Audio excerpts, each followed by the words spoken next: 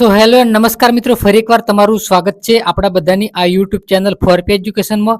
અને દોસ્તો, આજના વિડીયોમાં આપણે જોવાના છીએ એકમ 2 મોડ્યુલનો એકમ 2 આવી ગયા છે. આપણે પહેલો એકમ તમે ન જોયો તો વિડીયો ડિસ્ક્રિપ્શનમાં લિંક આપેલી છે, તમે ત્યાં જઈને જોઈ લેજો ફ્રેન્ડ્સ. તો ડીએલએડ અભ્યાસક્રમ મોડ્યુલ કોર્સ 2 કેળવણી સમાજ અભ્યાસક્રમ અને અધ્યતા, એમાં આપણે બીજું પ્રકરણ આવ્યા છે શિક્ષણ, રાજકારણ અને સમાજ. બરાબર દોસ્તો, આમાં રાષ્ટ્રીય શિક્ષણ નીતિ આ બધું એની અંદર આવી જશે. તો તમારો ટાઈમ વેસ્ટ ન કરતા ચાલો આપણે વિડીયોને સ્ટાર્ટ કરી લઈએ. દોસ્તો, એકમ 2 શિક્ષણ, રાજકારણ અને સમાજ તમે અહીંયા જોઈ શકો છો ફ્રેન્ડ્સ. બરાબર, એની અંદર આપણે જે છે એ પ્રસ્તાવના જોઈએ. સૌપ્રથમ કે વિનોબાજીની દ્રષ્ટિએ શિક્ષણ એટલે યોગ, ઉદ્યોગ અને સહયોગની કેળવણી. બરાબર, કે વિનોબાજીની દ્રષ્ટિએ શિક્ષણ એટલે યોગ, ઉદ્યોગ અને સહયોગની કેળવણી. શિક્ષણ દ્વારા સાક્ષરતા જ નહીં, જીવનની સાર્થકતા સાધવી છે. માણસના સર્વ ગુણોનો વિકાસ કરવો છે. મૂલ્યો બદલીને સમાજને બદલવો છે. સૌને ઉદ્યોગશીલ અને વિચારશીલ બનાવવા છે. એટલું જ જરૂરી કહી શકાય કે આખરે કેળવણી એક સામાજિક પ્રક્રિયા છે અને તેથી શિક્ષણ સામાજિક સમન્વય ક્રિયા છે જે ઘણા ઘટકો અને અંગો પર આધારિત છે. શિક્ષણની પ્રક્રિયામાં મનુષ્યના પરસ્પરના વ્યવહાર, સામાજિક તફાવતો અને વ્યક્તિગત તફાવતનો મહત્વનો ફાળો રહેલો છે. શિક્ષણની બાબતમાં રાજકીય સત્તાની વિવિધ વહેંચણી રાજકીય સિદ્ધાંતોનું પ્રતિબિંબ ઝીલે છે.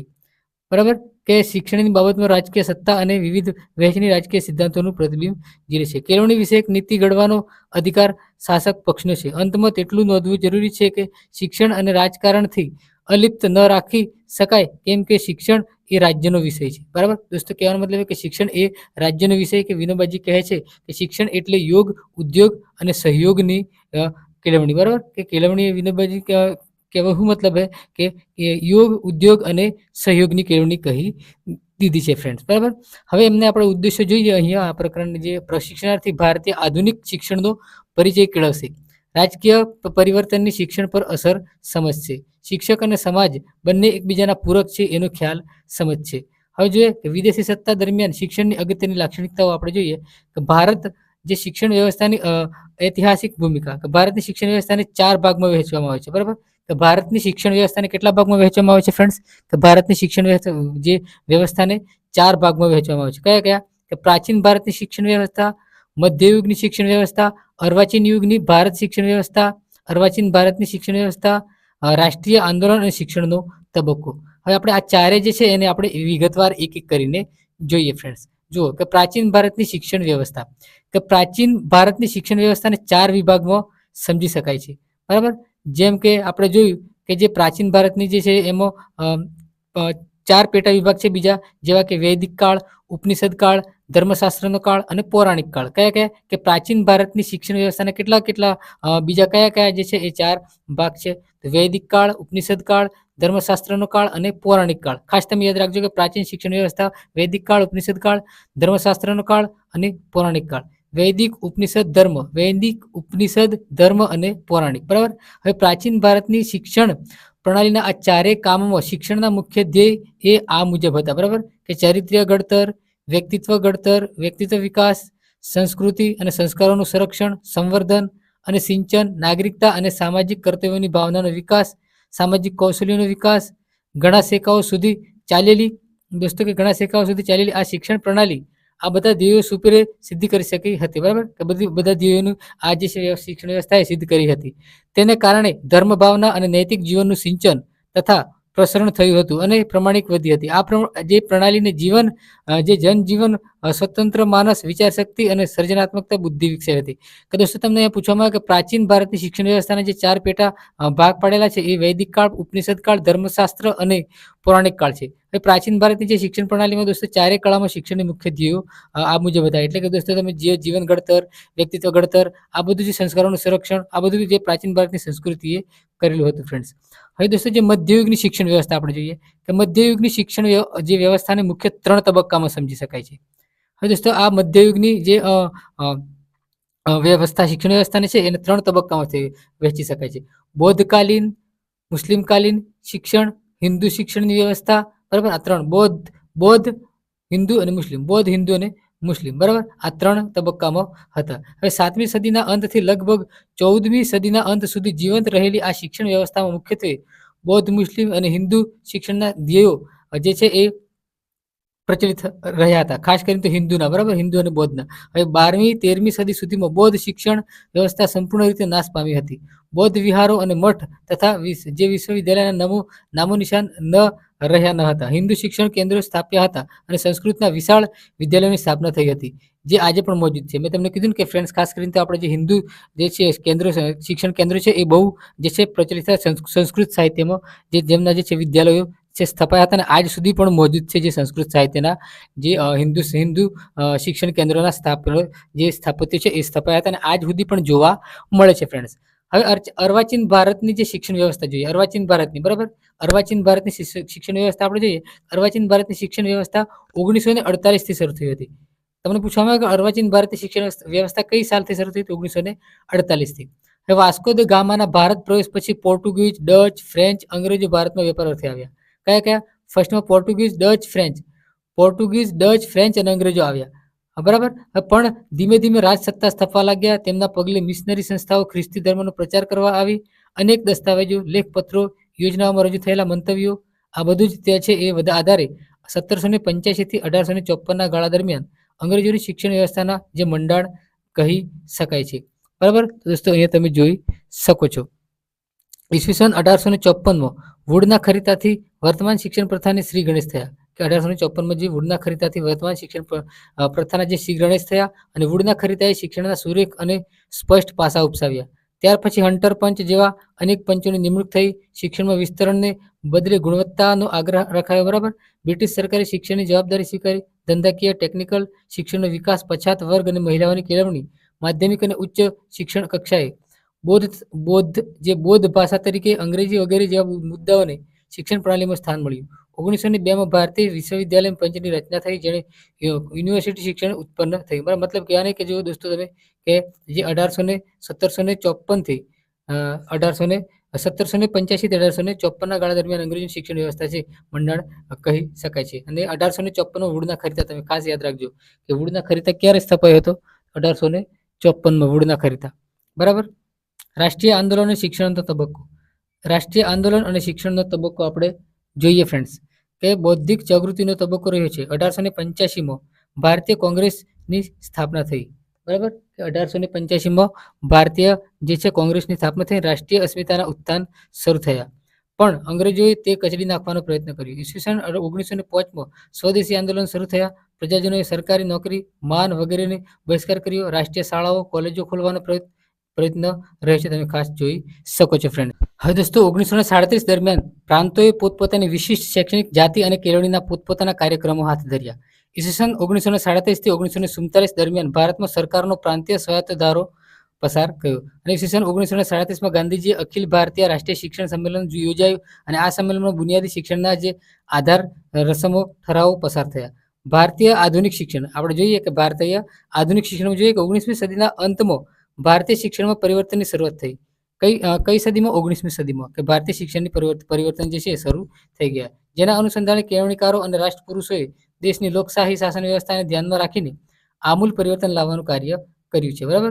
જેથી કેળવણીના માધ્યમ દ્વારા પ્રજા પુરુષો જે સ્વરાજના મીઠા ફળ, બરાબર, મીઠા ફળ પ્રાપ્ત કરી શકે. આ ઉપરાંત સ્વતંત્રતા, સભાનતા, બંધુત્વની ભાવનાને ચરિતાર્થ કરી શકે, જેથી વિશ્વના એક લોકશાહી દેશ તરીકે અન્ય વિકસિત રાષ્ટ્ર તરીકે કદમ મિલાવી શકે. ઈસવીસન 1947માં સ્વાતંત્ર્યની પ્રાપ્તિ પછી શિક્ષણને ભારતીય સ્વરૂપ આપવા, ઉચ્ચ શિક્ષણમાં જરૂરી સુધારણા કરવા ડોક્ટર સર્વપલ્લી રાધાકૃષ્ણના જે અધ્યક્ષપણા હેઠળ જે યુનિવર્સિટી શિક્ષણ પંચ 1948-49ની રચના કરવામાં આવી. આ પંચે ઉચ્ચ શિક્ષણની સુધારણા માટે જરૂરી ભલામણો કરી, જેમાં ઉચ્ચ શિક્ષણમાં પ્રાયોગિક ધોરણો અને ભારતીય ભાષાઓનો પણ ઉપયોગ થવા લાગ્યો, બરાબર. 19મી સદીમાં જે ભારતીય આધુનિક શિક્ષણની જે શરૂઆત છે એ પરિવર્તન થવા લાગ્યું અને શરૂઆત થવા લાગી, જેના અનુસંધાને કેળવણીકારો અને રાજપુરુષોએ દેશની લોકશાહી અને શાસન વ્યવસ્થાને ધ્યાનમાં રાખીને આમૂલ પરિવર્તન લાવવાનો પ્રયત્ન કર્યો. હવે 1947માં સ્વાતંત્ર્ય જે પ્રાપ્તિ પછી શિક્ષણને ભારતીય સ્વરૂપ આપવામાં આવ્યું. 1947 પછી જે આ ભારતીય શિક્ષણને છે એ ભારતીય સ્વરૂપ આપવામાં આવ્યું ફ્રેન્ડ્સ. હવે જે સુધારણા વગેરે મહત્વની ભલામણો કરી, મધ્યકાલીન શિક્ષણની સુધારણા હેતુથી 23 સપ્ટેમ્બર 1952 મદ્રાસ યુનિવર્સિટીની જે છે એ યુનિવર્સિટીના ઉપકુલપતિ ડોક્ટર લક્ષ્મણ સ્વામી મદુલિયારાની અધ્યક્ષપણા હેઠળ માધ્યમિક શિક્ષણ પંચની નિયુક્તિ કરવામાં આવી. દોસ્તો માધ્યમિક શિક્ષણ પંચની નિયુક્તિ ક્યારે કરવામાં આવી કે 1952 23 સપ્ટેમ્બર 1952 કોના ઉપકુલપતિ ડોક્ટર લક્ષ્મણ સ્વામી મદુલિયારના અધ્યક્ષપણા હેઠળ. બરાબર દોસ્તો, હવે તમે જોઈ શકો છો ફ્રેન્ડ્સ કે આ પંચે માધ્યમિક અને જે માધ્યમિક શિક્ષણના હેતુઓ સ્પષ્ટ કર્યા અને માધ્યમિક શિક્ષણને જીવન ઉપયોગી બનાવવાનું સૂચવ્યું. પંચે વિવિધલક્ષી વિદ્યાલયો સ્થાપવાની ભલામણ કરી.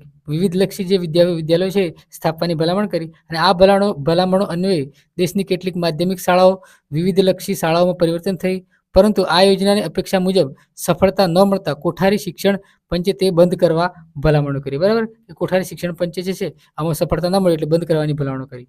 હવે પછી જે છે દોસ્તો 14 જુલાઈ 1964 રોજ ભારત સરકારે ડોક્ટર DS કોઠારીના અધ્યક્ષપદે રાષ્ટ્રીય શિક્ષણ પંચ 1964-66ની નિયુક્તિ કરી કે જે કોઠારીના અધ્યક્ષપદે રાષ્ટ્રીય શિક્ષણ પંચ 1964-66ની નિયુક્તિ કરી. બરાબર, આ પંચે કોઠારી શિક્ષણ પંચના નામે પણ ઓળખાય છે. બરાબર ફ્રેન્ડ્સ, અને પંચે તમામ પ્રકારના શિક્ષણનો તલસ્પર્શી અભ્યાસ કરી વિવિધ પ્રકારના શિક્ષણ સુધારણા માટે વિવિધ ભલામણો કરી. આ પંચની ભલામણો અનુસાર સમગ્ર દેશમાં શિક્ષણના સમાન માળખાઓને એટલે કે 10, 2, 3ની નવી તરહનો સ્વીકાર થયો. ઉચ્ચ માધ્યમિક શિક્ષણનો તબક્કો અમલી બન્યો. જો કે ધોરણ 10 અને 12 સ્તરે વ્યવસાયિક શિક્ષણના વિચારને ધાર્યા મુજબની સફળતા નથી મળી. બરાબર, મળી નથી. ઉચ્ચ શિક્ષણ ઉપરનું ભારણ પ્રતિવર્ષ વધતું ચાલ્યું ગયું. બરાબર, ઉચ્ચ શિક્ષણનું ભારણ છે પ્રતિવર્ષ વધતું થયું અને ચાલતું ગયું. આ બધા પ્રયાસો છતાં શિક્ષણમાં અપેક્ષા મુજબ પ્રગતિ થઈ શકી નહીં. હવે પ્રાથમિક શિક્ષણના સાર્વત્રિકરણનું ધ્યેય હાંસલ થઈ શક્યું નહીં. માધ્યમિક શિક્ષણના જે વ્યવસાયીકરણના પ્રયાસો નિષ્ફળ ગયા. ઉચ્ચ શિક્ષણની ગુણવત્તા નીચે ઉતરતી ગઈ અને આ બધી બાબતોને ધ્યાનમાં લઈ ઈસવીસન 1986માં શિક્ષણની જે રાષ્ટ્રીય નીતિ, બરાબર, 1986માં શિક્ષણની રાષ્ટ્રીય નીતિ NEP 86ની ઘોષણા થઈ. કઈ 1986માં રાષ્ટ્રીય શિક્ષણ નીતિ NEPની ઘોષણા થઈ. રાષ્ટ્રીય શિક્ષણ નીતિ દ્વારા દોસ્તો કે રાષ્ટ્રીય શિક્ષણ નીતિ દ્વારા રાષ્ટ્રીય અભ્યાસક્રમનું માળખું પ્રત્યેક જે તબક્કો લઘુત્તમ અધ્યયન નિપજ અધ્યતા કેન્દ્રી અભ્યાસક્રમો સતત અને સર્વગ્રાહી મૂલ્યાંકન નવોદય વિદ્યાલયો અંગે ભલામણો કરવામાં આવી. બરાબર, શિક્ષણ પંચે કઈ આ બધી ભલામણો કરી? સતત સર્વગ્રાહી મૂલ્યાંકન, નવોદય વિદ્યાલય, અધ્યતા કેન્દ્રી અભ્યાસક્રમો, આ બધું જે છે એ NEPએ જાહેર કર્યું, મતલબ કે એ ભલામણો કરી NEPએ. રાષ્ટ્રીય શિક્ષણ નીતિ 1986ની ભલામણોની સમીક્ષા જે કરવા માટે 7 મે 1990 રોજ આચાર્ય રામમૂર્તિના અધ્યક્ષપદે એક સમિતિ નિમવામાં આવી. આ સમિતિએ NEP 86ના સફળ અમલીકરણ માટે શિક્ષકોની ક્ષમતા વિકસાવવા પર ભાર મૂક્યો. આ સમિતિની મહત્વની ભલામણોના આધારે જિલ્લા શિક્ષણ અને તાલીમ ભવનો, કોલેજો of teacher education, institute of the advance studies in એજ્યુકેશનની સ્થાપના થઈ. બરાબર, કે NEP દ્વારા જે આજે છે બધી સંસ્થાઓની સ્થાપના કરવામાં આવી. ફ્રેન્ડ 7 મે 1990 રોજ આચાર્ય રામમૂર્તિના અધ્યક્ષપદે જે છે એ આ સમિતિની નિમણૂક કરવામાં આવી. ફ્રેન્ડ્સ, હવે દોસ્તો રાષ્ટ્રીય શિક્ષણ નીતિની જે લાક્ષણિકતાઓ શું છે, લાક્ષણિકતાઓ આપણે જોઈએ કે દોસ્તો કે ઓગસ્ટ 1986માં શિક્ષણ મંત્રાલય દ્વારા શિક્ષણના જે પડકાર નીતિ પરિપ્રેક્ષ પુસ્તિકા બહાર પાડવામાં આવી. હવે દોસ્તો આ પુસ્તિકાના આધારે રાષ્ટ્રીય શિક્ષણ નીતિના મુખ્ય લક્ષણો છે આ જોઈ લે ફ્રેન્ડ. બરાબર, પહેલું લક્ષણ છે જ્ઞાતિ, જાતિ, પ્રાદેશિકતા કે લિંગના ભેદભાવને નક્કી કરેલા સ્તરે તમામ વિદ્યાર્થીઓને સમાન ગુણવત્તાવાળું શિક્ષણ આપવું. બરાબર, કોઈ પણ પ્રકારની નાત જાત જોવાની નથી અને દરેક વિદ્યાર્થીને, દરેક બાળકને જે છે એ ગુણવત્તાવાળું શિક્ષણ મળે અને ફરજિયાત શિક્ષણ મળવું જોઈએ. હવે પ્રત્યેક શિક્ષણની સમાન તક જ નહીં પરંતુ શિક્ષણમાં સફળતા પ્રાપ્તિની પરિસ્થિતિનું નિર્માણ પણ કરવાનું હોય છે. બરાબર દોસ્તો, 10, 2 અને 3 ના જે શિક્ષણનું સમાન માળખું. બરાબર, હવે દોસ્તો અન્ય સ્થિતિસ્થાપક વિભાગો સાથે સર્વસામાન્ય હાર્દરૂપે તત્વો ધરાવતું શિક્ષણ રાષ્ટ્રીય અભ્યાસક્રમ જે છે એ રજૂ કરવામાં આવ્યો છે ફ્રેન્ડ્સ. બરાબર, તત્વો ધરાવતું રાષ્ટ્રીય શિક્ષણ જે છે અભ્યાસક્રમ.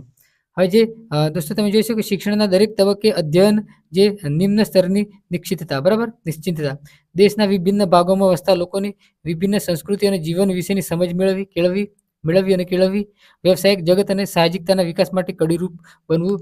મતલબ કે જે વિદ્યાર્થી જ્યાંથી આવે ત્યાંથી તેને આપણે જે એની માતૃભાષામાં, મતલબ કે જેને દરેક વિદ્યાર્થીને, બાળકને જે ભણવાનો અધિકાર છે અને પૂરેપૂરું જેને ભણાવવું જોઈએ. ફ્રેન્ડ્સ, હવે વિવિધ સાધનો, માધ્યમો, ઉદાહરણો દ્વારા આજીવન અભ્યાસ અને તાલીમ માટે જિજ્ઞાસા ઊભી કરવી. રાષ્ટ્રીય પદ્ધતિના શિક્ષણ માટે રાષ્ટ્રીય સંસ્થાઓને મુખ્ય અને અગત્યનો ભાગ ભજવવા માટે પગભર કરવી. ઉપરોક્ત લક્ષણવાળી રાષ્ટ્રીય શિક્ષણ નીતિ છે 1986ના શિક્ષણના માધ્યમ દ્વારા રાષ્ટ્રને વિકાસ, ગતિ, પ્રગતિ, ઉન્નતિ પંથે લઈ જવાની અપેક્ષા રાખે છે. કોણ? રાષ્ટ્રીય શિક્ષણ નીતિ. બરાબર. હવે રાષ્ટ્રીય શિક્ષણ નીતિમાં બે બાબતો પર ભાર મૂકવામાં આવ્યો છે ફ્રેન્ડ્સ. કે રાષ્ટ્રીય શિક્ષણ નીતિમાં કઈ બાબતો પર ભાર મૂકવામાં આવ્યો છે જોઈ શકો છો ફ્રેન્ડ, કે 6 થી ઉપરના બધા જ બાળકોને શાળા પ્રવેશ આપવો, કે 6 વર્ષથી ઉપરના જે બધા જ બાળકોને શાળા પ્રવેશ આપવો અને 14 વર્ષ સુધી તેમનું શાળામાં સ્થાયીકરણ એટલે શિક્ષણનું સાર્વત્રિકરણ, તેનો 14 વર્ષ સુધી તેને શાળામાં ભણવા દેવાનો. બરાબર ફ્રેન્ડ્સ. અને જે છે એ મફત. હવે શિક્ષણની ગુણવત્તા સુધારણા કે જેમાં નીચેની બાબતો છે એ સમાવેશ કરેલો છે. વિષય વસ્તુ, શિક્ષણ પદ્ધતિનો સુધારો, શાળા મકાન અને જરૂરી સગવડોની વ્યવસ્થા, શિક્ષકોની પૂરતી સંખ્યા. મતલબ કે જે શિક્ષણમાં ગુણવત્તા વધે એ માટે વિષય વસ્તુ, શિક્ષણ પદ્ધતિમાં સુધારો, શાળા મકાન અને જરૂરી સગવડો ઊભી કરવી અને શિક્ષકોની પણ પૂરતી સંખ્યા રાખવી ફ્રેન્ડ્સ, અને જેથી બાળક વ્યવસ્થિત ભણી શકે. શિક્ષણ પ્રશિક્ષણના વ્યવહારુ કાર્યક્રમોનું આયોજન, દરેક તબક્કે લઘુત્તમ શૈક્ષણિક સ્તરની જોગવાઈ, કે જે શિક્ષણ પ્રશિક્ષણના જે વ્યવહારુ કાર્યક્રમો છે એ કાર્યક્રમો પણ યોજવા જોઈએ. શૈક્ષણિક ગુણવત્તા સુધારવા માટે રાષ્ટ્રીય કક્ષાએથી શરૂ કરીને રાજ્ય, જિલ્લા, તાલુકા, ક્લસ્ટર, ગ્રામ્ય કક્ષા સુધી માળખું તૈયાર કરવું. આ જે છે એ રાજ્ય કક્ષાએ, જિલ્લા કક્ષાએ, તાલુકા કક્ષાએ અને ક્લસ્ટર, ગ્રામ્ય કક્ષાએ સુધી પણ જે છે માળખું તૈયાર કરવું જોઈએ. હવે દોસ્તો રાષ્ટ્રીય શિક્ષણ જે સંશોધન અને તાલીમ ભવન, બરાબર, કે રાષ્ટ્રીય શૈક્ષણિક સંશોધન અને તાલીમ ભવન NCERT, national council four educational research and training. બરાબર, કે national council for education and research training. હવે જો રાષ્ટ્રીય શૈક્ષણિક સંશોધન અને તાલીમ પરિષદ એ પ્રાથમિક શિક્ષણથી માંડીને ઉચ્ચ શિક્ષણ સુધીની તાલીમ અને શિક્ષણ ક્ષેત્રને લગતા સંશોધનો કરતી રાષ્ટ્રીય કક્ષાની સંસ્થા છે. બરાબર, કે રાષ્ટ્રીય કક્ષાની સંસ્થા છે. બરાબર દોસ્તો, કે 1 થી 12 સુધી મળીને છેક કોલેજ સુધીના જે છે એ સંચાલન આ જે છે GCRT દ્વારા થાય છે ફ્રેન્ડ્સ. અને આ સંસ્થાની સ્થાપના 1 સપ્ટેમ્બર 1961માં થઈ હતી. બરાબર, કે GCRT ની સ્થાપના ક્યારે થઈ છે દોસ્તો? તમે ખાસ યાદ રાખજો કે 1 સપ્ટેમ્બર 1961ના રોજ થઈ હતી. 1 સપ્ટેમ્બર 1961ના રોજ GCRT ની સ્થાપના કરવામાં આવી હતી. ખાસ તમે યાદ રાખજો ફ્રેન્ડ્સ, 1 સપ્ટેમ્બર 1961ના રોજ GCRT ની સ્થાપના કરવામાં આવી હતી. GCRT નું પૂરું નામ શું છે friends? National council four educational research training. National council four educational research training. સ્થાપના ક્યારે થઈ? 1 સપ્ટેમ્બર 1961ના રોજ આની સ્થાપના થઈ. હવે આ સંસ્થાનો મુખ્ય હેતુ સેવાકાલીન શિક્ષણ પ્રશિક્ષણનો ખ્યાલનો જે છે વેગ આપવો અને શિક્ષણની સુધારણા કરવી. ભારત સરકારના જે માનવ સંસાધન વિકાસ મંત્રાલયના વિદ્યાકીય સલાહ તરીકે કાર્ય કરવું. બરાબર, કે વિદ્યાકીય સલાહકાર તરીકે કાર્ય કરવું. કેન્દ્ર સરકારનું શિક્ષણ વિભાગ શાળા શિક્ષણ સમિતિ નીતિ કાર્યક્રમો ઘડવામાં અને અમલ કરવામાં તેને મદદ લે છે. આ સંસ્થા છે લાંબા ગાળાની નિવાસી તાલીમો ઉપરાંત તાલીમની અનુસંધાનમાં જે સંશોધન કાર્યો છે એ પણ કરે અને વિદ્યાર્થી સમાજ અને બદલાતી પરિસ્થિતિને પણ ધ્યાનમાં રાખી પ્રાથમિક કક્ષાથી મળીને શાળા કક્ષાએ સુધી અભ્યાસક્રમો જે છે સંવર્ધન કરવાનું હોય છે GCRT દ્વારા. આ ઉપરાંત જરૂર પડે તેમાંથી આમૂલ પરિવર્તન કરવાનું પણ GCRT કરી શકે છે, કે અભ્યાસક્રમમાં પરિવર્તન કરવો, જે ફેરફાર કરવો એ GCRT કરી શકે. આ માટે તે પ્રાયોગિક ધોરણે અભ્યાસ હાથ ધરી દેશના જુદા જુદા રાજ્યો માટે વિવિધ વિષયોનો અભ્યાસક્રમ ઘડે છે. બરાબર, એ દેશના જે જુદા જુદા રાજ્યો માટે એટલે કે જુદા જુદા જે સ્કૂલો અને કોલેજો માટે જે છે એ અભ્યાસક્રમ નક્કી કરે છે. સમગ્ર દેશમાં ક્ષેત્રીય તાલીમી કોલેજનું સંચાલન કરી તાલીમ કોલેજોમાં આયોજન, અભ્યાસક્રમ રચના અને સંશોધન કાર્ય કરે છે. હવે દોસ્તો ક્ષેત્રીય કોલેજો 4 છે. ભોપાલ, કઈ કોલેજો છે? ભોપાલ કોલેજ ક્યાં આવેલી છે? કે મધ્યપ્રદેશ. અજમેર રાજસ્થાન, મૈસૂર કર્ણાટક, ભુવનેશ્વર ઓરિસ્સા. બરાબર, આ અલગ અલગ રાજ્યોમાં છે GCRT કામ કરે છે ફ્રેન્ડ્સ. બરાબર, NCERT GCRT દ્વારા આજે છે એ વહીવટ કરવામાં આવે છે ફ્રેન્ડ્સ. તમે ખાસ ધ્યાન રાખજો. હવે રાજ્ય રાષ્ટ્રીય શૈક્ષણિક આયોજન અને વહીવટી સંસ્થાન, કે આ સંસ્થા રાષ્ટ્રીય કક્ષાની છે. બરાબર, કે રાષ્ટ્રીય શૈક્ષણિક આયોજન અને વહીવટી સંસ્થા NUEP, national university of the educational planning and administrators. બરાબર, NUEPA. આ સંસ્થા જે રાષ્ટ્રીય કક્ષાની છે અને આ સંસ્થા મૂળભૂત રીતે તમામ સ્તરની શૈક્ષણિક તાલીમ આપવાનું કાર્ય કરે છે. મોટે ભાગે શૈક્ષણિક આયોજન અને વહીવટી ઉપર વધુ ભાર મૂકે છે.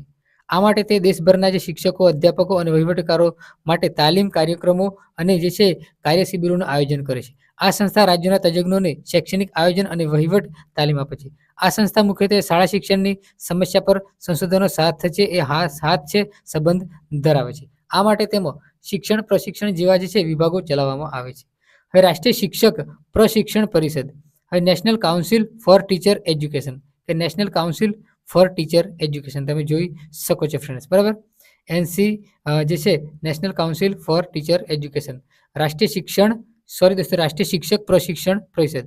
હવે રાષ્ટ્રીય શિક્ષક પ્રશિક્ષણ પરિષદ પણ રાષ્ટ્રીય કક્ષાની સંસ્થા છે. આ પણ રાષ્ટ્રીય કક્ષાની સંસ્થા છે. આ સંસ્થા દેશના વિવિધ રાજ્યોમાં આવેલી જે પૂર્વ પ્રાથમિક ઉચ્ચ શિક્ષણ સુધીની જે પૂર્વ સેવાકાલીન શિક્ષણમાં પ્રશિક્ષણનું જે કાર્ય કરતી સંસ્થાઓનું જે રજીસ્ટ્રેશન કરવાનું કાર્ય કરે છે. ગુજરાત દેશના પશ્ચિમ વિભાગમાં આવેલું આ દેશે ગુજરાતને જે દેશના પશ્ચિમ વિભાગમાં આવેલું છે અને આથી તેનું પશ્ચિમ ઝોન માટેનું રાષ્ટ્રીય શિક્ષણ પ્રશિક્ષણ પરિષદનું ક્ષેત્ર જે છે એ ભોપાલમાં આવેલું છે, મધ્યપ્રદેશમાં, બરાબર. મધ્યપ્રદેશમાં આવેલું છે.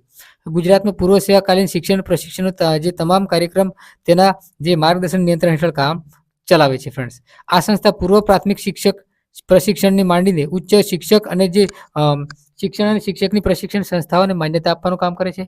આ માટે વિવિધ કક્ષાથી શિક્ષણ પ્રશિક્ષણની સંસ્થાઓને માન્યતા આપવા માટે કેટલાક ધારાધોરણો નક્કી કર્યા છે અને વિવિધ કક્ષાની શિક્ષક જે છે એ પ્રશિક્ષણની સંસ્થાઓને માન્યતા આપવા માટે તેઓની સંસ્થા તજજ્ઞ કમિટી દ્વારા ચકાસણી કરાવે છે અને આ ઉપરાંત માન્યતા પ્રાપ્ત શિક્ષણ પ્રશિક્ષણની સંસ્થાઓની વખતો વખત તજજ્ઞ કમિટી દ્વારા ચકાસણી પણ કરવામાં આવે છે ફ્રેન્ડ્સ. હવે જે સંસ્થા તેના માટે નિયત કરેલા ધારાધોરણોનું પાલન ન કરતી હોય અને તેની માન્યતા રદ પણ કરે છે, બરાબર. કે જે આ જે સંસ્થા છે જે અમુક જે પ્રશિક્ષણ અને શિક્ષણ જે સંસ્થાઓને માન્યતા આપે છે અને જો ધારાધોરણ મુજબ નિયમો મુજબ ના કરે તો એ પણ એમાંથી જે છે એ રદ કરી નાખે છે આ સંસ્થા. રાષ્ટ્રીય શિક્ષક જે છે પ્રશિક્ષણ પરિષદે માધ્યમિક શિક્ષકો માટેના જે પૂર્વ સેવાકાલીન શિક્ષણ અને પ્રશિક્ષણ બીએડ કાર્યક્રમને સમગ્ર દેશની તમામ યુનિવર્સિટીઓ એક સમાન બનાવવા માટે પ્રયાસ કર્યો છે. હવે ગુજરાત શૈક્ષણિક સંશોધન તાલીમ પરિષદ GCERT આપણે જોઈએ કે દેશના દરેક રાજ્યમાં NCERT છે, બરાબર. એવી રીતે જે છે NCERT રાષ્ટ્રીય કક્ષાના કાર્યક્રમોનું મૂર્તિમંત ફરવા માટે એટલે કે રાજ્યમાં શૈક્ષણિક સંશોધન અને તાલીમ પરિષદ સ્થાપવામાં આવી છે. ગુજરાતમાં તે ગુજરાત શૈક્ષણિક સંશોધન અને તાલીમ પરિષદ નામે ઓળખાય છે. ગુજરાતમાં 1988માં જે છે તેની રચના કરવામાં આવી હતી.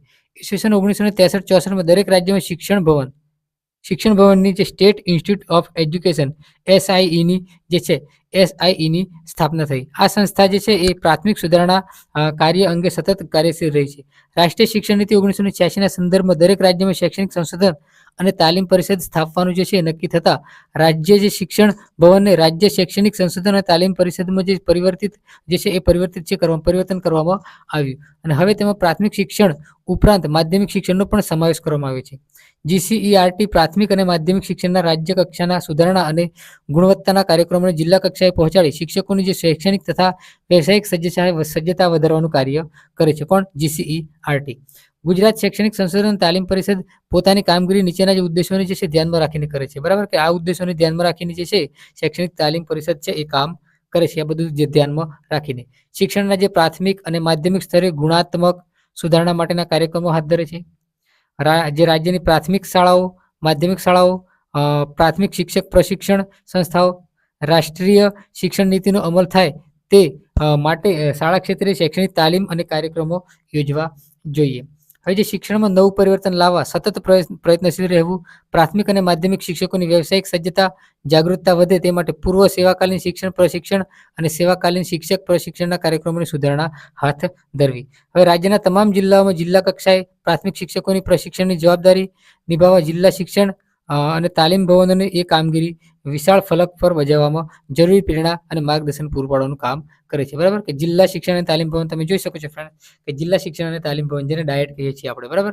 કે district institute of education training DIET diet district institute of education training. જિલ્લા શિક્ષણ અને તાલીમ ભવન એ રાષ્ટ્રીય શિક્ષણ નીતિ 1986ના અન્વયે દેશમાં પ્રાથમિક શિક્ષણના વિકાસ અને ગુણવત્તા સુધારણા કાર્યક્રમ અનુસાર રાજ્ય શૈક્ષણિક સંશોધન અને તાલીમ પરિષદના નિયંત્રણ હેઠળ રાજ્યના દરેક જિલ્લામાં જિલ્લા કક્ષાએ પ્રાથમિક શિક્ષણના વિકાસ અને ગુણવત્તા સુધારણા માટે જે કામગીરી બજાવતી સંસ્થા છે. કે જિલ્લા કક્ષાએ આ જે છે આ દરેક જિલ્લામાં અલગ અલગ જગ્યાએ જે છે આ દરેક જિલ્લા વાઇઝ જે ડાયટ છે ઊભું કરવામાં આવેલું છે અને જિલ્લા કક્ષાની જેટલી પણ સ્કૂલો છે એનું સંચાલન આના દ્વારા કરવામાં આવે છે ફ્રેન્ડ્સ. ગુજરાત રાજ્યના દરેક જિલ્લામાં જે છે એ શૈક્ષણિક સંશોધન અને તાલીમ પરિષદની નિયંત્રણ હેઠળ જિલ્લા શિક્ષણ અને તાલીમ ભવન શરૂ કરવામાં આવ્યા છે. આ ભવનો જિલ્લા કક્ષાએ પ્રાથમિક શિક્ષણના જે વિકાસ અને ગુણવત્તાના સુધારણાના જે કાર્યક્રમો છે એ હાથ ધરે છે. જિલ્લા શિક્ષણ અને તાલીમ ભવન પોતાની કામગીરી અસરકારક રીતે બજાવી શકે તે માટે તેમાં નીચે જણાવેલી છે વિભાગો છે એ કરવામાં આવેલા છે. બરાબર. આયોજન અને વ્યવસ્થાપન શાખા, બરાબર, planning and management branch PM. આ શાખા તેનું આયોજન અને વ્યવસ્થાપન સંભાળે છે. તેની કામગીરીથી જિલ્લા અને શિક્ષણ તાલીમ ભવન પોતાની જે તમામ પ્રકારની કામગીરી કુશળતાપૂર્વક કરી શકે છે. હવે શૈક્ષણિક ટેકનોલોજી શાખા, એજ્યુકેશનલ ટેકનોલોજી બ્રાન્ચ ઈટી. આ શાખા શૈક્ષણિક ફિલ્મો, શૈક્ષણિક વિડીયો, ઓડિયો કેસેટો, ચાર્ટ્સ, ચિત્રો, સ્લાઇડ વગેરે પૂરા પાડે છે અને આ ઉપરાંત જે નિદર્શન સાધનોનો પણ જે છે એ ઉપયોગ છે એ સમજાવે છે. જિલ્લા સંસાધન એકમ, ડિસ્ટ્રિક્ટ રિસર્ચ યુનિટ DRU. આ એક એકમ છે જિલ્લા પ્રૌઢ શિક્ષણ અને જિલ્લા પ્રૌઢ શિક્ષણ અને અશાલેય શિક્ષણ માટેનું સંસાધનનું કામ કરે છે. કાર્યાનુભવ શાળા, વર્ક એક્સપિરિયન્સ બ્રાન્ચ WE. આ શાળા જે છે, આ શાખા છે કાર્યાનુભવને લગતી જે છે એ બાબતો સંભાળે છે. હવે પાઠ્યક્રમ સામગ્રી વિકાસ અને મૂલ્યાંકન શાખા, બરાબર. આ શાખા અભ્યાસક્રમ અને સાધન સામગ્રી નિર્માણ મૂલ્યાંકન અંગેની તાલીમ આપે છે. આ શાખા સ્વનિર્મિત ઓછા ખર્ચે જે બનાવી શકે છે. આ સાધનો અંગે શિક્ષકો માર્ગદર્શન પૂરું પાડે છે. નવી મૂલ્યાંકન પ્રણાલી અંગે તાલીમ અને માર્ગદર્શન પૂરું પાડે છે. જે પ્રાથમિક શાળામાંથી જે શિક્ષકો આવે પ્રાથમિક શાળામાંથી તેમને જે છે ટ્રેનિંગ આપવાનું કામ કરે છે. સેવા અંતર્ગત કાર્યક્રમો, ક્ષેત્રીય આંતરક્રિયા અને નાવીન્ય જે સંકલન શાખા. હવે દોસ્તો આ શાખા જિલ્લા શિક્ષણ અને તાલીમ ભવનની ખૂબ જ મહત્વની શાખા છે. આ શાખા અંતર્ગત પ્રાથમિક શિક્ષકોના જે પ્રાથમિક શિક્ષણને લગતી વિવિધ બાબતોના નવ સંસ્કરણ કાર્યક્રમો યોજાય છે. પ્રાથમિક શિક્ષણની ગુણવત્તા સુધારણા માટે શિક્ષકોના જે પ્રશિક્ષણ કાર્યક્રમો યોજવાનું કાર્ય કરે છે. નવા અભ્યાસક્રમ અને નવા પાઠ્યપુસ્તકો અંગેની શિક્ષકોની તાલીમ પણ આપે છે. પ્રાથમિક શિક્ષકોને તાલીમ આપવા માટે તજજ્ઞો અને જે તૈયાર કરવામાં કામગીરી પણ, મતલબ કે દોસ્તો આ જે સેવા અંતર્ગત કાર્યક્રમો આ સંસ્થા છે એ સંસ્થા શિક્ષકોને જે નવા ચોપડા આવ્યા છે ચોપડા વિશે માહિતી આપે છે. નવી ટ્રેનિંગ જે નવો અભ્યાસક્રમ શરૂ કરવામાં આવે છે એના વિશે પણ બધી ટ્રેનિંગ છે શિક્ષકોને આપતી હોય છે આ સંસ્થા. હવે દોસ્તો આપણે જોઈએ કે જે તાલુકા સંશોધન કેન્દ્ર BRC આપણે જોઈએ, બ્લોક રિસર્ચ સેન્ટર. આપણે આગળ જોઈએ જિલ્લા શિક્ષણ તાલીમ ભવન જિલ્લા કક્ષાએ હોય છે, ડાયટ હોય છે, ડિસ્ટ્રિક્ટ ઇન્સ્ટિટ્યૂટ એજ્યુકેશન ટ્રેનિંગ, બરાબર. બ્લોક રિસર્ચ સેન્ટર જે BRC ભવન જે દરેક તાલુકામાં હોય છે ફ્રેન્ડ્સ. તાલુકા સંશોધન કેન્દ્રને ઘટક સંસાધન કેન્દ્ર તરીકે પણ ઓળખવામાં આવે છે. કે તાલુકા સંશોધન કેન્દ્રને બીજો કહીને ઘટક સંસાધન કેન્દ્ર તરીકે ઓળખવામાં આવે છે. તાલુકા સંશોધન જે કેન્દ્રનું વડું મથક જે તે તાલુકા કક્ષાએ આવેલું હોય છે. તાલુકા સંસાધન કેન્દ્રના સંવાહક તાલુકામાં આવેલા જૂથ સંસાધન કેન્દ્રોના સંવાહકો સાથે સંકલનમાં રહી અવર-નવરના મીટિંગો યોજી તાલુકાની દરેક શાળાના સતત સંપર્કમાં રહે છે અને તાલુકા કક્ષાની તાલીમ સંબંધી, મૂલ્યાંકન સંબંધી, દૈનિક વહીવટી વગેરે બાબતો તાલુકા સંસાધન કેન્દ્ર સંભાળે છે. તાલુકા સંસાધન કેન્દ્ર પોતાના તાલુકામાં આવેલા જૂથ સંસાધન કેન્દ્રના સંવાહકોને માર્ગદર્શન આપે છે. તાલુકાની દરેક શાળાની માહિતી, પ્રગતિ અહેવાલ, અનુકાર્ય વગેરેની માહિતી જૂથ સંસાધન કેન્દ્રના સંવાહકો પાસેથી મેળવીને ડાયટ તથા જિલ્લા પ્રોજેક્ટ કે કોઓર્ડિનેટરને SMS કરે છે, બરાબર. અને આ રીતે જે છે તેમને માહિતી પહોંચાડે છે. અને બ્લોક સેન્ટર જે છે તાલુકા કક્ષાએ હોય છે અને તાલુકા કક્ષાની જેટલી સ્કૂલો હોય છે એની અંદર સ્કૂલોની માહિતી અથવા જે ઇન્સ્પેક્શન આ બધું કરીને આગળ જે છે ડાયટમાં અથવા તો આગળ મોકલી શકે છે, બરાબર દોસ્તો. હવે જૂથ સંસાધન કેન્દ્ર એટલે કે 8 થી 10 શાળાઓ વચ્ચેનું એક શિક્ષણ સંકુલ હોય છે. 8 થી 10 શાળાઓનું શિક્ષણ સંકુલ હોય છે. જૂથ સંસાધન કેન્દ્ર એ નિકટવર્તી પ્રાથમિક શાળાઓના ઝુમખાને પોતાના જે કાર્યક્ષેત્રમાં આવરી કેન્દ્રમાં રહી પ્રાથમિક શિક્ષણના મહત્તમ વ્યાપ અને તેની ગુણવત્તા વધારવાનું જે કામ કરતી એક પ્રાથમિક કક્ષાની જે છે પ્રાથમિક શિક્ષણ સંબંધિત તમામ શૈક્ષણિક કાર્યવાહી જૂથ સંસાધન કક્ષાએ કરવામાં આવે છે. ગ્રામ્ય વિસ્તારોના પ્રાથમિક શાળાઓ વિવિધ સહેતુક ફળદાયી પ્રવૃત્તિઓને ધમધમતી અને જે છે સંશોધન કેન્દ્ર ખૂબ જ પ્રેરક પડે છે, બરાબર. કે આ જે જૂથ સંશોધન કેન્દ્ર છે પ્રાથમિક શાળાઓને અને જે છે એમને ખૂબ જ ઉપયોગી થાય છે. જૂથ સંશોધન કેન્દ્રના જે સંવાહકો CRC કોઓર્ડિનેટર તરીકે પણ ઓળખાય છે. હવે તેના ભૂમિકા પોતાના જૂથની શાળાઓને પરસ્પર સંપર્ક અને આદાન પ્રદાનની કરવાની છે, બરાબર. એને દોસ્તો આપણે શું કહીએ છીએ? CRC કહીએ છીએ, બરાબર. હવે દોસ્તો શિક્ષણ વર્ગ અને જે વ્યવહારના અદ્યતન પ્રવાહોથી પ્રાથમિક શિક્ષકોને સુપરિચિત કરવા માટે તેના અધ્યાપન તાલીમ વર્ગોનું આયોજન કરે છે અને પ્રાથમિક શિક્ષકોની શિક્ષણ સંબંધિત મૂંઝવણો સમસ્યાઓને પુનઃપૂર્વક ઉકેલવામાં સલાહ, મતલબ કે જે શિક્ષકોને જે અમુક જે તાલીમ આપવાની હોય છે, જે પ્રશ્નો છે એમના પ્રશ્નોને જવાબ આપવાનો હોય છે, બરાબર ફ્રેન્ડ્સ. હવે દોસ્તો SMC વર્તમાન સમયે દરેક પ્રાથમિક શાળામાં વ્યવસ્થાપનની સમિતિ, બરાબર, SMC કાર્યરત છે. આ સમિતિ શાળાના વિકાસ અને શૈક્ષણિક ગુણવત્તાની સતત દેખરેખ રાખે છે. પ્રાથમિક શિક્ષણની ગુણવત્તા સુધારણા માટે રાજ્ય સરકારની વિવિધ યોજનાઓ અમલીકરણ દ્વારા સતત પ્રયાસ થઈ રહ્યો છે. મધ્યાહન ભોજન યોજના, પણ ચાલે છે અને પ્રવેશોત્સવ, કલ્યા કેળવણી જેવા કાર્યક્રમો દ્વારા નામાંકન અને સાર્વત્રિકરણના પ્રયાસો થઈ રહ્યા છે. હાલ સર્વ શિક્ષા અભિયાન મિશન દ્વારા સતત ગુણવત્તા સુધારણાના જે પ્રયાસો થઈ રહ્યા છે. વર્ગ, જ્ઞાતિ, જાતિ, ધર્મની દ્રષ્ટિએ આ સત્તા છે પેદા કરવા અને નજીવા જે પડકારો માટે શિક્ષણ ભૂમિકા. કે મનુભાઈ પંચોલીનું વિધાન છે કે શિક્ષણનું કામ માથા વાઢવાનું નહીં પરંતુ માથા ફેરવવાનું છે. કે માથા વાળવાનું નહીં પણ મારા માથા, મનુભાઈ પંચોલીનું વાક્ય ખાસ યાદ રાખજો ફ્રેન્ડ, કે શિક્ષણનું કામ માથા વાઢવાનું નહીં પરંતુ માથા ફેરવવાનું છે. બરાબર. શિક્ષણ અને શિક્ષક એ એક એવી પ્રક્રિયા છે કે જે મનુષ્યના મસ્તિષ્ક સજ્જ અને ચેતનવંતુ બનાવે છે. સારું શિક્ષણ સાચા સમાજનું નિર્માણ કરે છે. ભારત બિનસાંપ્રદાયિક રાષ્ટ્ર હોય આપણે ત્યાં શિક્ષણ વ્યવસ્થા એવી રીતે ગોઠવાયેલી છે કે જે રાષ્ટ્રીય ગૌરવ, રાષ્ટ્રીય પ્રેમ, સાર્વભૌમત્વ ચરિતાર્થ કરે છે. શિક્ષણના જે કામ છે, શિક્ષણના કામો છે મનની વિશાળ બનાવવાનું હોય છે, સંકુચિતમાંથી બહાર લાવવાનું હોય છે. દોસ્તો તમે કે વિશ્વ જે છે એ વિશ્વ એક કુટુંબ છે એવી ભાવના કેળવવી, વસુદેવ કુટુંબકમની ભાવના જે છે એ કેળવવી જોઈએ. ભારતમાં વિવિધ એકતાના દર્શન કરાવતો દેશ છે. ભારત કે વિવિધતામાં એકતાના દર્શન કરાવતો દેશ છે. ગાંધીજીના સૌંદર્ય વિચારોને સાર્થકતા કરતી શિક્ષણ વ્યવસ્થા પણ આપણે ત્યાં જે છે એ આવશ્યક છે ફ્રેન્ડ્સ. હવે દોસ્તો તમે જોઈ શકો છો ફ્રેન્ડ્સ કે પોતાના પગ ઉપર ઊભો રહે, સામર્થ્ય પ્રાપ્ત કરે એવું શિક્ષણ જે છે એ આપવું જોઈએ બાળકોને અને વિદ્યાર્થીઓને. શિક્ષક વ્યક્તિને માયક આંગળો નહીં પરંતુ બળવાન બનાવે તે જરૂરી છે. આપણા વિશાળ રાષ્ટ્રમાં અનેક મનોકામના, જાતિ, જ્ઞાતિ વ્યક્તિઓ રહે છે, અલગ અલગ ધર્મોનું પાલન કરે છે. બધા હિન્દુ, મુસ્લિમ, શીખ, ઈસાઈ, જૈન જેવા અનેક ધર્મોની જે છે જાતિઓ અને લોકો માટે ધર્મની શ્રદ્ધા છે એ બાબત છે અને બધા જે છે એ એક સ્કૂલમાં ભણે એવું જે છે એ એક વિવિધતામાં એકતાનું દર્શન કરાવે છે. કહેવાનો મતલબ એ છે ફ્રેન્ડ્સ. બરાબર. બિનસાંપ્રદાયિકનો અર્થ, બિનસાંપ્રદાયિકતા એટલે કે ધર્મ નિરપેક્ષતા. સાંપ્રદાયિકતા એટલે ધર્મ નિરપેક્ષતા.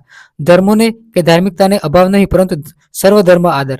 બિનસાંપ્રદાયિકતા એટલે કોઈ એક ધર્મની માન્યતાઓ કે સિદ્ધાંતોને આદર નહીં પણ બધા પણ ધર્મને આદર. બિનસાંપ્રદાયિકતા એટલે વિવિધ ધર્મ પાળતી પ્રજાઓના સહ અસ્તિત્વનો સ્વીકાર. વિવિધ ધર્મ પાળતી પ્રજાના સહ અસ્તિત્વનો સ્વીકાર. હવે દોસ્તો બિનસાંપ્રદાયિકતાનું શિક્ષણનું મહત્વ. ભારત જેવા વિશાળ દેશમાં વિવિધ ધર્મોનું પાલન કરતી પ્રજા વસે છે. શાળામાં કોઈ એક ધર્મ નહીં પરંતુ સર્વ ધર્મનું બિનસાંપ્રદાયિકતા શિક્ષણ શરૂ કરાવ્યું છે. બરાબર. હવે દોસ્તો ભારતે બિનસાંપ્રદાયિકતાને બંધારણીય મૂલ્યો તરીકે સ્વીકાર્યું છે. માટે દરેક ધર્મનો સ્વીકાર બિનસાંપ્રદાયિક રીતે શિક્ષણ રહેવું જોઈએ. શાળા મહાશાળામાં ભાવનાત્મક એકતા, સ્નેહ સંબંધો જળવાઈ રહે તેવું શિક્ષણ હોવું જોઈએ. વિદ્યાર્થીઓમાં ભાઈચારાની ભાવના, સહિષ્ણુતા, વિશ્વાસ અને સદભાવના ખીલે તે માટે બિનસાંપ્રદાયિક શિક્ષણ જરૂરી છે. સર્વધર્મ સમભાવના ગુણો વિકાસના માટે જરૂરી છે. રાષ્ટ્રીય એકતા અને અખંડિતતા માટે ખૂબ જ શિક્ષણ છે એ જરૂરી છે. દોસ્તો તમે જોઈ શકો છો કે ધર્મ પ્રત્યેના જે પૂર્વગ્રહો ઘડવામાં આવે છે. બરાબર. હવે દોસ્તો શાળામાં કયા કયા કાર્યક્રમો સહઅભ્યાસિક પ્રવૃત્તિઓ યોજી શકે છે? શાળામાં કયા કયા કાર્યક્રમો છે એ યોજવામાં આવે છે? શાળામાં પ્રારંભ સમયે જે સર્વધર્મ પ્રશ્નનું આયોજન કરવું અને જુદા જુદા ધર્મની પ્રાર્થનાઓ વારાફરતી કરાય. બરાબર. કે આપણા હિન્દુ ધર્મની પ્રાર્થનાઓ છે એ જે છે એ કરાવડાવી અને ખાસ તે આપણી જ બધી પ્રાર્થનાઓ બોલાય છે. શ્લોકો, પ્રાર્થનાઓ આપણે સંસ્કૃતમાંથી બધું જ બોલાય છે ફ્રેન્ડ્સ. બરાબર. વિવિધ ધર્મના વિશિષ્ટ સંત પુરુષોના ધાર્મિક પ્રવચનો જે છે વંચાવો. વિદ્યાર્થીઓમાં સમભાવની ભાવના કેળવાય તે માટે વિવિધ ધર્મના મહાપુરુષોની જન્મજયંતિ ઉજવવી અને તેમના જીવન અને ધર્મનો પરિચય કરાવો. શાળામાં રાષ્ટ્રીય જે છે પર્વો 15 ઓગસ્ટ 1926, 15મી ઓગસ્ટ, 26મી જાન્યુઆરી આ બધી જે બાળકોને, વાલીઓને સહભાગી બનાવવા જોઈએ. વિવિધ ધર્મના ધાર્મિક સાહિત્યમાંથી પસંદ કરેલી વાર્તાઓ કહેવી જોઈએ અને તેમને સમજાવવા જોઈએ. શાળામાં એનસીસી, એનએસએસ, સ્કોટ ગાઈડ જેવી પ્રવૃત્તિઓ પણ ઉત્તેજન આપવું જોઈએ. વિદ્યાર્થીઓને સંઘ ભાવના, સેવા ભાવનાનો વિકાસ થાય એ રીતે પ્રયત્નો કરવા જોઈએ. શાળામાં બિનસાંપ્રદાયિકતા વિષયને લગતા વિવિધ પાસાઓ અને ગોષ્ઠીઓ, સંવાદો અને વાર્તાઓ કરાવી, કાર્યશિબિરો યોજવી, કવિ સંમેલન કે મુસાયરો કરવા, દેશભક્તિ અને કોમી એકતાના ગીતો જે છે કોમી એકતાના ગીતો છે એ સંભળાવવા, વિવિધ પ્રદેશના પ્રવાસોનું આયોજન કરવું, વિવિધ કોમના લોકજીવનનો અભ્યાસ કરાવવો, રાષ્ટ્રીય ગીત, રાષ્ટ્રીય પ્રતિજ્ઞાપત્ર જે છે રાષ્ટ્રીય ચિહ્નો વગેરેનું જે છે એ તેમને માહિતગાર કરવા જોઈએ. વિદ્યાર્થીઓને શિક્ષણ આપવું જોઈએ. હવે શિક્ષણનું રાજકીય સ્વરૂપ. દેશની જે છે શિક્ષણનું આપણે રાજકીય સ્વરૂપ જોઈ લઈએ એકવાર કે દેશની રાજ્ય વ્યવસ્થામાં શિક્ષણ પર અમિટ છાપ ઊભી કરનાર પરિબળ છે. જે પ્રકારની રાજ્ય વ્યવસ્થા હોય તે મુજબનું કેળવણી જે તે રાજ્યમાં દ્રષ્ટિગોચર થતી હોય છે. રાષ્ટ્રની રાજકીય વ્યવસ્થાને અનુરૂપ નાગરિકોનું ઘડતર કરવું એ કેળવણીનું આગવું કાર્ય છે. ભારતમાં લોકશાહી રાજ્ય વ્યવસ્થા હોવાને લીધે લોકશાહીને અનુરૂપ કેળવણીનું પણ મુખ્ય કાર્ય બની જાય છે. હવે દોસ્તો રાજ્ય વ્યવસ્થાને અનુરૂપ કેળવણીનું વ્યવસ્થા તંત્ર અને નીતિ ઘડતરનું કાર્ય છે. બરાબર. આ જે રાજકીય પરિબળ કેળવણી પર અસર કરનારું ખૂબ જ પ્રભાવશાળી પરિબળ છે કોઠારી કમિશન દ્વારા. કેળવણીની જે મુખ્ય સંસ્થાઓ 3 છે: ઘર, શાળા અને સમાજ. એ કેળવણીની મુખ્ય સંસ્થાઓ કઈ છે? ઘર, શાળા અને સમાજ. બાળકની કેળવણીમાં ઘડતરમાં જે ત્રણેય સંસ્થાઓ ભાગ ભજવતી હોય છે અને એકબીજાનો સહકાર મેળવીને તથા એકબીજાના સંપૂર્ણ કાર્યક્રમ પૂરું કરવું જોઈએ. બધા સાથે મળીને વિદ્યાર્થીનો વિકાસ કરવો જોઈએ અને બાળકને શીખવાડવું જોઈએ. બાળકના જીવનના આરંભકાળ દરમિયાન જવાબદારી ઘરની અને મા બાપની હોય છે. એટલા માટે જ કહેવામાં આવે છે કે પહેલા 3 વર્ષ દરમિયાન બાળકની કેળવણી પૂર્ણ થઈ જાય છે. કે 3 વર્ષ દરમિયાન જે બાળક છે 5-6 વર્ષ ઘરમાંથી જ બધું શીખે છે. ઘરમાં સારા સંસ્કાર હશે તો જ સ્કૂલમાં જઈને સારું શીખશે ફ્રેન્ડ્સ. બરાબર. બાળકના ઉછેરતા મન પર માતાની અસર સૌથી વિશેષ હોય છે, પ્રબળ હોય છે. ઘરનું વાતાવરણ, માતા પિતા, એકબીજા સાથે સંબંધો, પડોશીઓ વગેરેને અસર કરતા બાળક પર અસર થાય છે. બરાબર. કે માતા પિતાના જેવા લક્ષણો હશે તેવા જ બાળકનામાં લક્ષણો આવશે. બાળકની પ્રેમ, સંરક્ષણ, કદર, ભૂખ સંતોષાય એ મા બાપે જોવું જોઈએ. ઘરમાં બાળકને મતલબ કે પ્રેમથી બાળકને રાખવું જોઈએ અને તેની પ્રેમની ભૂખ છે સંતોષાવી જોઈએ. ઘરમાં બાળકને સ્વયં સ્ફૂર્ણાથી, સ્વતંત્રતાથી કામ કરવાની તક મળવી જોઈએ. શાળાની જવાબદારી પણ ઘણી છે. બરાબર. શાળાની જવાબદારી પણ ઘણી છે, પણ ઘરનું પ્રેમભર્યું, સુરક્ષિત અને કદરભર્યું વાતાવરણ પણ બાળકને શાળામાં મળવું જોઈએ. શાળાનો અભ્યાસક્રમ, શિક્ષણ પદ્ધતિ, સહઅભ્યાસના કાર્યક્રમો વગેરે હોવા જોઈએ. મતલબ કે દોસ્તો, ઘરમાં બાળકને સંસ્કારો મળે એવા જ બાળકને સંસ્કારો મળવાના છે. સ્કૂલમાં પણ એવું વાતાવરણ પણ ઊભું કરવાનું હોવું જોઈએ. હવે દોસ્તો, બાળકનો સર્વાંગી વિકાસ સુરેખ બેન. બરાબર. સુરેખ બેન, અભ્યાસક્રમના જે જુદા જુદા વિષયો અને અનુબંધો હોવો જોઈએ. શાળાએ ઘર સાથે ગાઢ સંબંધ હોવો જોઈએ. શાળાની પ્રવૃત્તિ એ રીતે હોવી જોઈએ કે બાળકનું સ્વતંત્ર વ્યક્તિત્વ નિર્બાધિત રીતે વિકસે અને સમાજનું ઉપયોગી ઉત્પાદન અંગે જે છે એ બની રહે. કેળવણીની ત્રીજી અને સૌથી મહત્વની સંસ્થા છે સમાજ અને રાજ્ય. લોકજૂથો, શાળા સમાજો દ્વારા રાજ્યના દરેક બાળકને અમુક વયક સુધી મફત અને ફરજિયાત શિક્ષણ છે એ મળી રહે તે જોવાની ફરજ પણ રાજ્યની છે. રાજ્ય સમાજને શાળાઓ ખોલવા અને શાળાઓ ચલાવવા માટે પૂરતી આર્થિક સહાય આપવી જોઈએ. અભ્યાસક્રમ, શિક્ષણ સાધનો અને શિક્ષણ પદ્ધતિઓનું કડક નિયમન કરવાની કેટલીક રાજ્યોની પદ્ધતિ કેળવણી હાનિકારક છે. શિક્ષક જે છે શિક્ષણના એક પ્રશ્નની વિચારણા નિર્ણય રાજ્ય શિક્ષકો, કેળવણીકારો સુરક્ષિત મા બાપોને સક્રિય સલાહકાર મેળવવાના જોઈએ. જાતિ, લિંગ, દરજ્જા વગેરેના ભેદભાવ વગર પોતાની કુદરતી શક્તિ પ્રમાણે પોતાની રુચિ મુજબ કેળવણી મળવાનો અને બાળકને મળવાનો હક હોવો જોઈએ. રાજ્ય સરકારે આ અંગે સક્રિય પ્રયાસ કરો. મતલબ કે રાજ્ય સરકારે સ્કૂલને સુવિધાઓ પૂરી પાડવી, બધું દરેક પ્રકારની સુવિધાઓ, ભોજન અને આ બધી સુવિધાઓ સ્કૂલમાં પૂરી પાડવી, જેથી બાળક સ્કૂલમાં આવે અને લિંગ, જાતિ, દરજ્જાના ભેદભાવ વગર જે છે કુદરતી રીતે શક્તિ પ્રમાણે બાળકની રુચિ પ્રમાણે તેને જે છે એ હક આપવો જોઈએ અને બાળકને ભણાવવો જોઈએ ફ્રેન્ડ્સ. હવે જોઈએ શિક્ષણ અને સમાજ. આપણે જોઈએ શિક્ષણ જે છે એ શિક્ષક જ સમાજનું ચાલક બળ છે. શિક્ષણ અને શિક્ષક જ સમાજનું છે એ ચાલક બળ છે. શિક્ષક પોતાના શિક્ષણની ગુણવત્તા સુધારશે તો જ રાષ્ટ્ર સમૃદ્ધ અને વિકસિત બનશે. સમાજ સશક્ત બનશે. પરિણામે સૌને સુખ અને સમૃદ્ધિ પ્રાપ્ત થશે. સમાજમાં પરિવર્તન આવશે તો માત્ર શિક્ષકના માધ્યમથી જ આવશે. સામાજિક જીવન પ્રગતિશીલ બનાવવું હોય તો શિક્ષકોએ પરિવાર જગતનું જે છે એ કાર્ય કરવું જોઈએ. શિક્ષક અને સમાજની પરસ્પર ભૂમિકા જોડાયેલી છે. શિક્ષક આખરે તો સમાજમાંથી જ આવે છે. શિક્ષક જો સારો હશે તો જે બાળકોને પણ સારું જે છે લક્ષણો આવશે અને બાળકોનો વિકાસ થશે અને સ્કૂલનો પણ વિકાસ થશે અને રાષ્ટ્રનો પણ વિકાસ થશે. બરાબર ફ્રેન્ડ્સ. કે શિક્ષક અને શિક્ષણ જે છે એ સમાજનું ચાલક બળ છે. સામાજિક પરિવર્તન, સામાજિક જાગૃતિ, સામાજિક વિકાસ આ ત્રણેય ભૂમિકાઓ શિક્ષકની મહત્વગણી છે. બરાબર. કે સામાજિક પરિવર્તન, સામાજિક જાગૃતિ અને સામાજિક વિકાસ આ શિક્ષકના દ્વારા જ મહત્વની ભૂમિકા થાય છે. સમાજ જીવનનું પ્રતિબિંબ શિક્ષણ પર પાડે છે. શિક્ષક જે છે શિક્ષણના આ પ્રતિબિંબ ઝીલીની સામાજિક નવરચના કરવાનું કાર્ય શિક્ષકના માધ્યમથી જ કરે છે. આપણા સામાજિક જીવનના માળખાને સુદૃઢ બનાવી શકે છે. મૂલ્યવાન સંસ્કારલક્ષી આદર્શ સમાજ વ્યવસ્થા નિર્માણમાં શિક્ષકની ભૂમિકા ઘણી મહત્વની છે. વર્ગખંડમાં એક શબ્દનો અર્થ શીખવવાની નાનકડી ભૂમિકાથી માંડીને રાષ્ટ્રના ભાવિનું નિર્માણ કરવાની વિરાટ ભૂમિકા સુધીની વિવિધ ભૂમિકાઓ શિક્ષકની સમાજના ધોરણો અને આદર્શોને વિદ્યાર્થીઓ સમક્ષ રજૂ કરીને તથા તે ધોરણો અને આદર્શો વિદ્યાર્થીઓમાં ઉતારવા જોઈએ. મતલબ કે સમાજમાં ધોરણો, ધારાધોરણો, અમુક નિયમો છે એ વિદ્યાર્થીઓને જે છે જણાવવા જોઈએ અને વિદ્યાર્થીને સારા જે છે માર્ગે એને જે છે ચલાવવું જોઈએ અને સારું શિક્ષણ આપવું જોઈએ અને સંસ્કારો પણ સારા આપવા જોઈએ. શિક્ષક જ સારો હશે તો સમાજ પણ સારો બનશે અને રાષ્ટ્ર પણ સારું બનશે અને બાળકો પણ સારું શીખશે. હવે દોસ્તો, સામાજિકરણમાં પોતાની મહત્વની ભૂમિકા ભજવે છે. વિદ્યાર્થીઓમાં સારાનો વિવેક કેળવીને વિદ્યાર્થીઓને નૈતિક વિકાસ પોષે છે. બરાબર. કે સારું કયું નશું કયું એ વિદ્યાર્થીઓને શીખવાડવું જોઈએ. શિક્ષણ શિક્ષક દ્વારા પ્રગટે છે. કે શિક્ષણ છે એ શિક્ષક દ્વારા પ્રગટે છે. તેથી સામાજિક પરિવર્તનમાં શિક્ષકના પ્રદાનની સ્વાભાવિક અપેક્ષા રહે છે. શિક્ષક સામાજિક પરિવર્તનને જે છે શિક્ષક એ સામાજિક પરિવર્તનનો દૂત કહેવામાં આવે છે. કોણ? શિક્ષક છે એ સામાજિક પરિવર્તનનું દૂત કહેવામાં આવે છે. સંવેદનશીલ તરુણ યુવાન વિદ્યાર્થીઓમાં શિક્ષક પોતાના સ્થાન અને પ્રભાવને કારણે સામાજિક પરિવર્તનને અનુરૂપ નવા વિચારો, નવા મનોવલણો, નવા વ્યવહારો વધુ સફળતાપૂર્વક રોપી શકે છે. શિક્ષક સામાજિક પરિવર્તનો માટે આવશ્યક એવું મનોરોપણ કરી જે શકવાની સ્થિતિમાં હોય છે. શિક્ષક સામાજિક પરિવર્તનના પ્રવેગક તરીકે કામ કરે છે. જેમ કે રસાયણો વચ્ચે પ્રક્રિયા તો થાય છે, પણ કોઈ ચોક્કસ ત્રીજું રસાયણ ઉમેરાય તો પ્રક્રિયા ઝડપી બને છે, અને તેમ શિક્ષક વગર પણ સામાજિક પરિવર્તનો થવાય છે. પણ શિક્ષક જ સામાજિક પરિવર્તનોની પ્રક્રિયામાં પ્રવેગ લાવી શકે છે. વધારામાં પરિવર્તનો સુયોજિત બને છે. સુયોજિત પરિવર્તનો સમાજ માટે ઓછા જે પીડાકારક નીવડે છે. શિક્ષક પોતાના વિદ્યાર્થીઓને નવા સામાજિક પરિવર્તનોનો પડકાર ઝીલી લેવા સજ્જ હોય છે. સામાજિક પરિવર્તનમાં શિક્ષકની જે છે ભૂમિકા નિર્વિવાદ વિદ્યાર્થીઓના જુદા જુદા વિષયો શીખવતા હોય છે.